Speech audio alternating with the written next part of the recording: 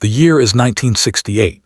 A young American soldier, barely 19 years old, crouches in a muddy trench somewhere in the jungles of Vietnam. The air is thick with humidity, the smell of gunpowder and fear. He's thousands of miles from home, fighting an enemy he can barely see in a war he doesn't fully understand. Meanwhile, back in Washington, D.C., politicians debate strategies and body counts. In Hanoi, North Vietnamese leaders plan their next move. And in the villages scattered across Vietnam, ordinary people are caught in a nightmare that will consume their country for decades. This is the Vietnam War, a conflict so complex, so devastating, and so profoundly misunderstood that its echoes still reverberate through our world today. This isn't just another war story. This is the disturbing truth about a war with no winners, only survivors and ghosts. Welcome to Neural Battlefields. To understand the Vietnam War, we need to go back further than most people realize. Vietnam's story of conflict didn't begin in the 1960s. It didn't even begin in the 20th century. For over 1,000 years, Vietnam had been fighting for its identity, its independence, its very soul. For centuries, Vietnam existed under Chinese domination. When the French arrived in the mid-1800s, they simply replaced one colonizer with another. French Indochina, as they called it, became a jewel in France's colonial crown. Rubber plantations, rice fields, and mineral wealth flowed back to Paris while the Vietnamese people lived under oppression. But oppression breeds resistance, and resistance breeds revolution. Enter Ho Chi Minh. Born in 1890 as Nguyen Sinh Cung, this man would become the face of Vietnamese independence. He wasn't born a revolutionary. He worked as a cook on a French steamer, lived in London, Paris, and New York. He witnessed how colonized peoples were treated across the world, and he drew a simple conclusion: his people deserved freedom. In 1945, as World War II ended, Ho Chi Minh saw his opportunity. Japan had occupied Vietnam during the war, and now they were defeated. France was weakened. In September 1945, Ho Chi Minh declared Vietnamese independence, even quoting the American Declaration of Independence in his speech. He believed the United States, having just fought against tyranny, would support Vietnam's independence. He was wrong. The Cold War was beginning, and the world was being divided into two camps: communist and capitalist. Ho Chi Minh had embraced communism, and for the United States, that made him an enemy regardless of his nationalist credentials. France wanted its colony back, and America, fearing the spread of communism, supported them. The First Indochina War erupted. For 9 years, from 1946 to 1954, Vietnamese forces fought the French. The defining moment came at Dien Bien Phu in 1954, where Vietnamese forces surrounded and defeated a major French garrison.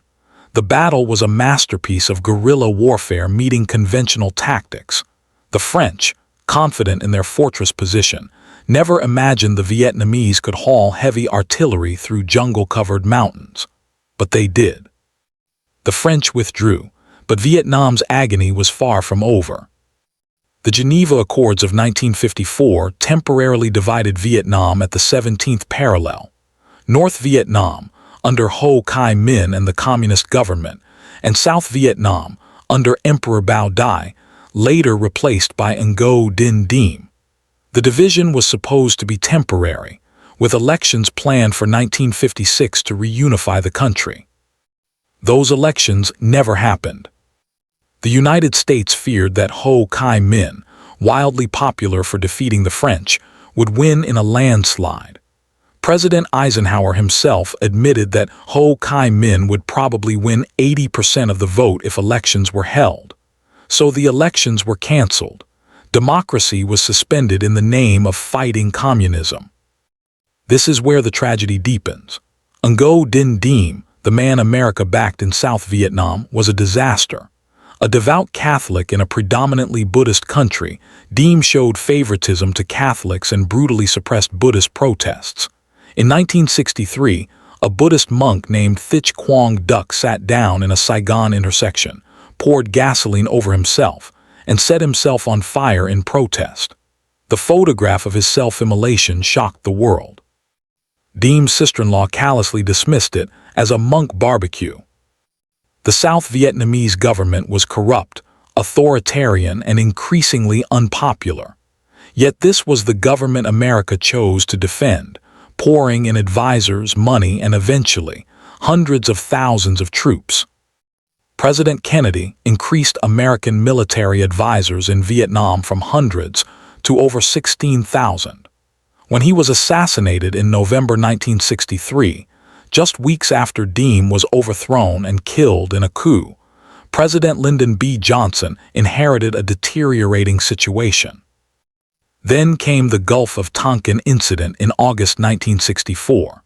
According to official reports, North Vietnamese patrol boats attacked American destroyers in international waters.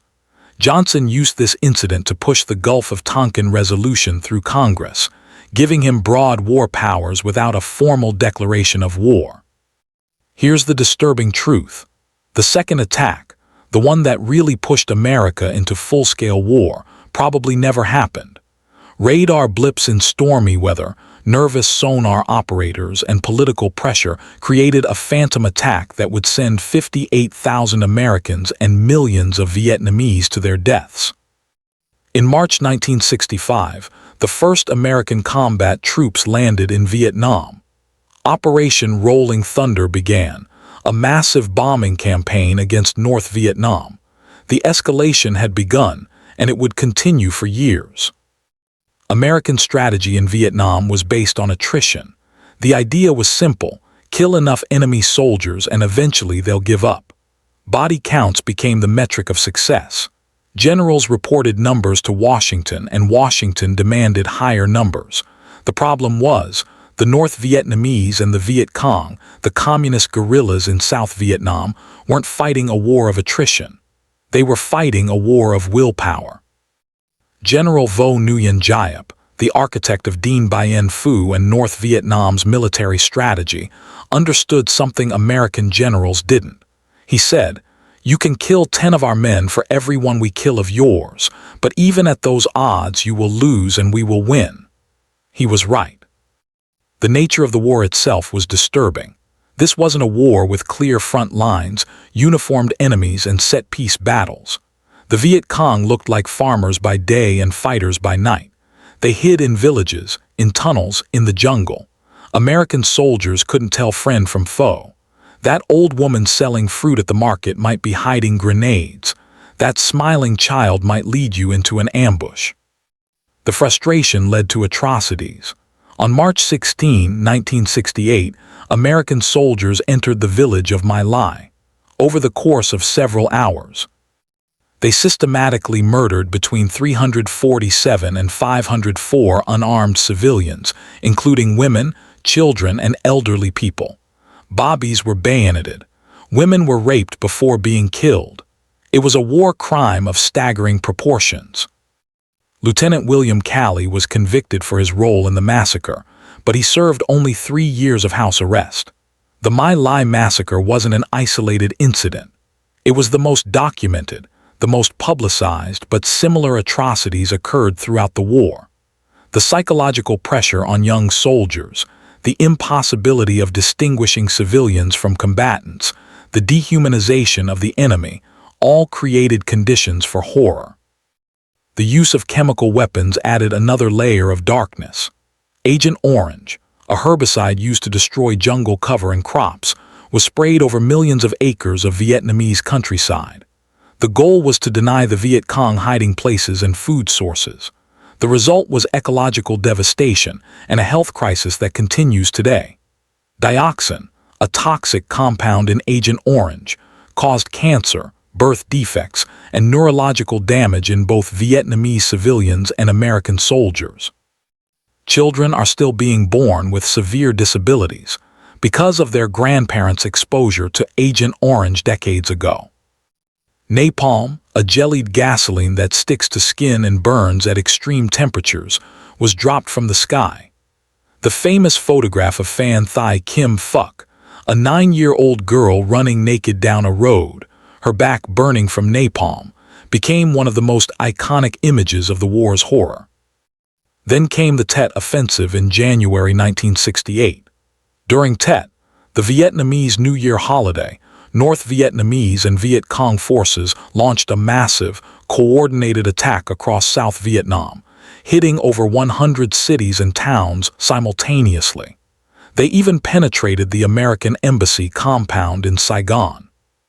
Militarily, the Tet Offensive was a failure for the North. They suffered enormous casualties and failed to hold any of their objectives. But psychologically, it was a devastating blow to America. For years, the Johnson administration had been telling the American public that victory was just around the corner, that the enemy was nearly defeated. Tet proved that was a lie. Walter Cronkite, the most trusted news anchor in America, traveled to Vietnam after Tet. Upon returning, he delivered a somber assessment. It seems now more certain than ever that the bloody experience of Vietnam is to end in a stalemate. When President Johnson watched Cronkite's report, he reportedly said, "If I've lost Cronkite, I've lost Middle America."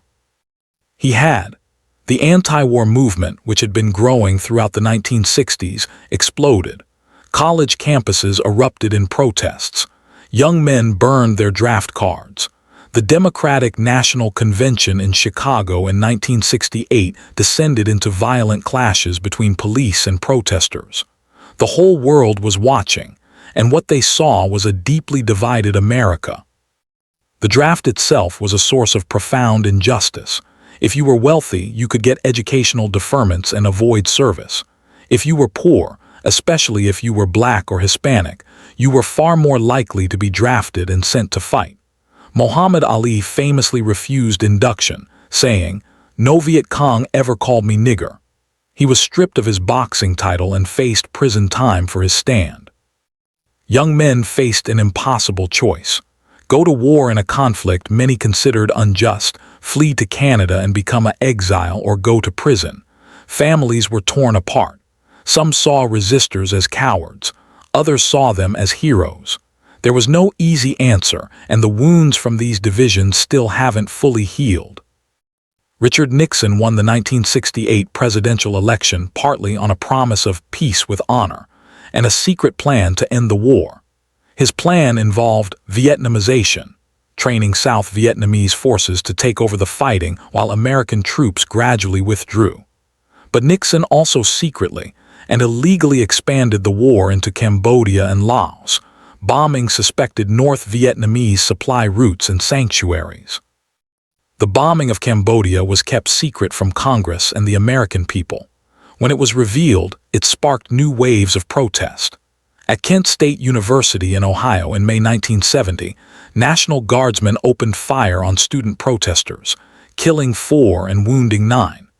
The photograph of a young woman kneeling over a dead student's body, her arms raised in anguish, became another indelible image of the era.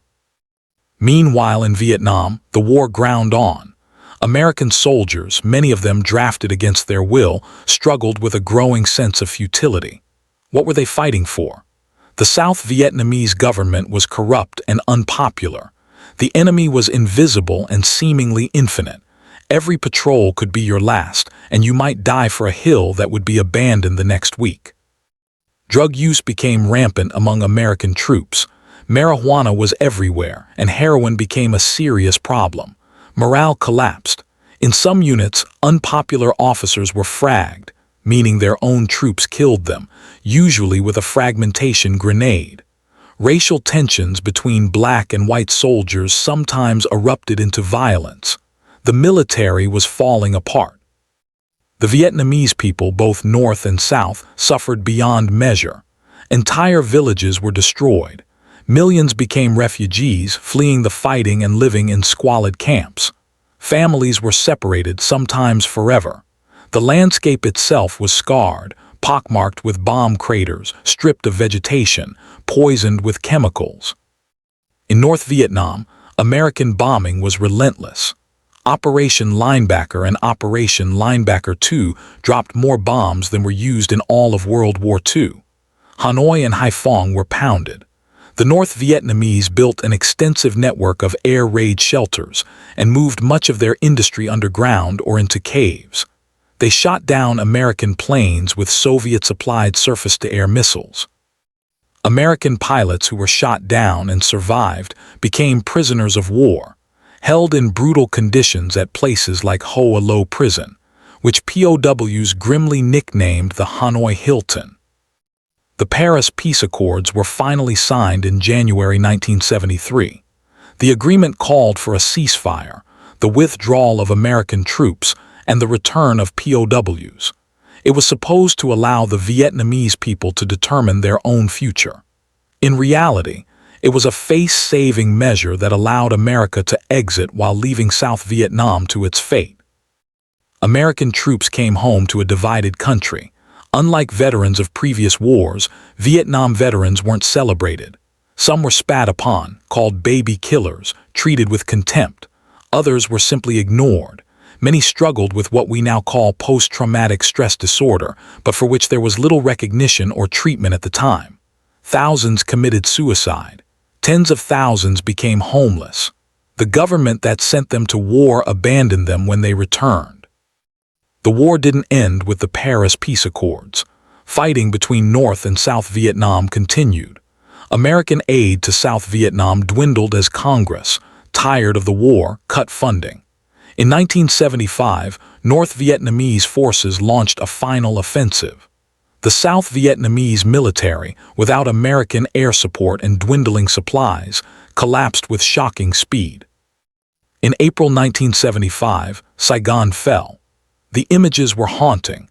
Helicopters evacuating people from the roof of the American embassy, desperate South Vietnamese trying to climb aboard, some falling to their deaths.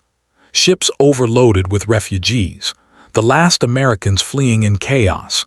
It was a humiliating end to America's longest war. The human cost is almost incomprehensible. 58,220 Americans died in Vietnam. Over 150,000 were wounded, but the Vietnamese casualties dwarfed American losses. Estimates vary, but at least 2 million Vietnamese civilians died, along with over 1 million North Vietnamese and Viet Cong fighters and 250,000 South Vietnamese soldiers. That's over 3 million dead, in a country with a population of about 30 million at the war's start. Entire generations were decimated. Unexploded ordnance still kills and maims people today. Children find cluster bomblets that look like toys and are blown apart. Farmers plow their fields and trigger buried mines. The war's physical scars remain visible across Vietnam's landscape. After reunification under communist rule, many South Vietnamese who had worked with the Americans or the South Vietnamese government were sent to re-education camps.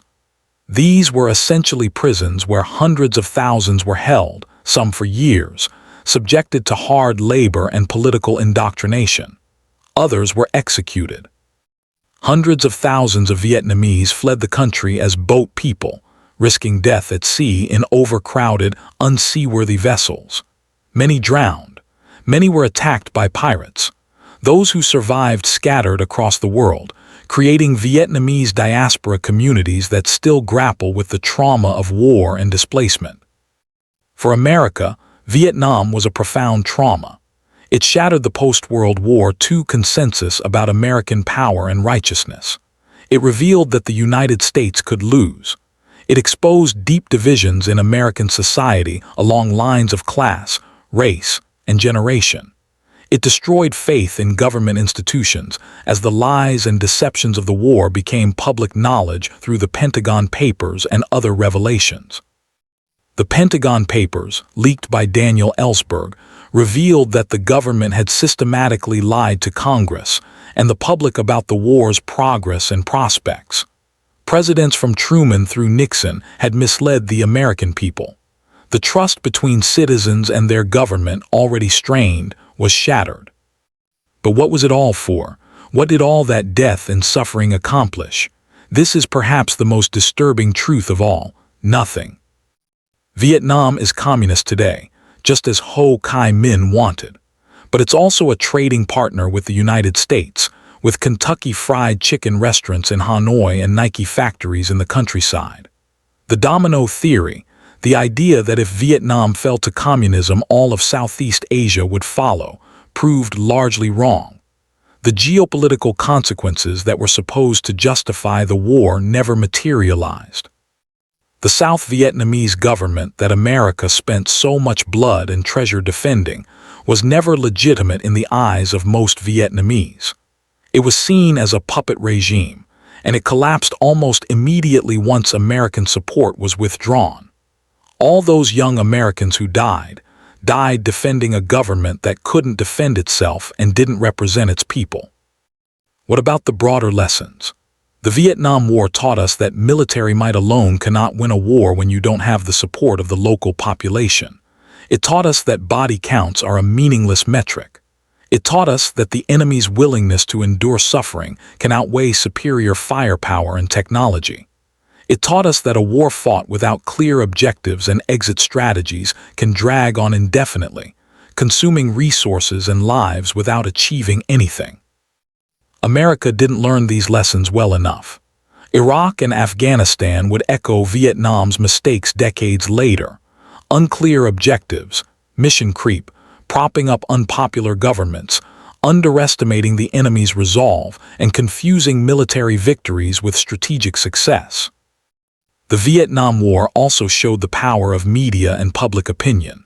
This was the first war Americans watched on television every night. The first war where journalists had relatively free access to combat zones. The images and reports that came back home turned public opinion against the war. The government's control over the narrative broke down, and that was crucial in eventually ending American involvement. For the Vietnamese people, both North and South, the war was a catastrophe regardless of who won. A country that had already endured decades of colonial oppression and fighting for independence was torn apart by civil war fueled by foreign powers. Families were divided. Ancient cities and temples were destroyed. Agricultural land was poisoned. An entire generation grew up knowing nothing but war. Today, Vietnam is one of the fastest-growing economies in Southeast Asia. Young Vietnamese, born long after the war ended, look to the future rather than dwelling on the past. But the older generation remembers. They remember the fear, the loss, the hunger, the pain. They carry those memories until they die, and then they pass them on to their children and grandchildren in stories. In America, the Vietnam Veterans Memorial in Washington, D.C., lists the names of all 58,220 Americans who died in the war. It's a powerful, somber place where people come to remember and grieve. But there's no memorial that lists the names of the 3 million Vietnamese who died. Their names are mostly forgotten, unknown, reduced to statistics. This is perhaps the ultimate disturbing truth of the Vietnam War. We still haven't fully reckoned with what happened. We haven't fully acknowledged the cost, especially the cost borne by the Vietnamese people. We haven't fully learned the lessons. We haven't fully healed the wounds. The Vietnam War was a war with no winners. America lost prestige, credibility, and over 58,000 lives. North Vietnam won politically but at a staggering cost that left the country devastated. South Vietnam ceased to exist. The Vietnamese people, regardless of politics, lost homes, families, and futures. The land itself was scarred and poisoned. Wars are supposed to have purposes, objectives, reasons that justify the sacrifice. But when you look at the Vietnam War from every angle, from every perspective, the justifications crumble. The dominoes didn't fall. Communism wasn't contained. Democracy wasn't spread. Freedom wasn't defended. All that death, all that suffering, all that destruction, and nothing was accomplished except pain that echoes through generations. If there's a lesson in this disturbing history, it's this. War should always be the absolute last resort, undertaken only when the cause is just, the objectives are clear, and the consequences are understood. The Vietnam War failed every one of these tests, and millions of people paid the price for that failure. The ghosts of Vietnam still walk among us. They're in the homeless veteran on the street corner. They're in the refugee community struggling to build new lives in a foreign land. They're in the Vietnamese child born with birth defects from Agent Orange. They're in the unexploded bomb waiting beneath a rice paddy. They're in the nightmares that wake old soldiers in the middle of the night, decades after the last shot was fired.